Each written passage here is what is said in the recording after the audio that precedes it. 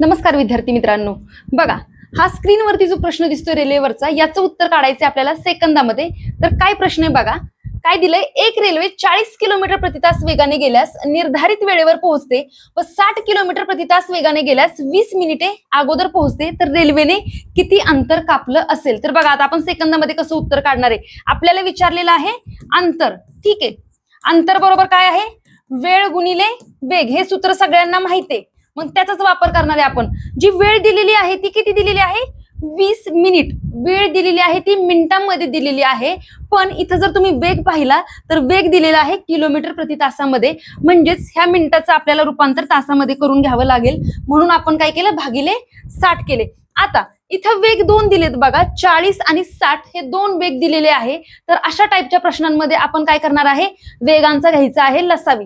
तर सांगा 40 आणि 60चा लसावी किती आला रे, तो आला 120 झालं.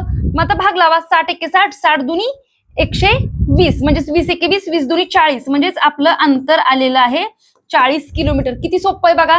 अशा टाईपच्या प्रश्नांमध्ये, म्हणजेच जर रेल्वे अगोदर पोहोचत असेल किंवा उशिरा पोहोचत असेल, अशा टाईपच्या प्रश्नांमध्ये सूत्र काय वापरणार आहे आपण, वेळ गुणिले वेगांचा लसावी. आलं का सेकंदात उत्तर?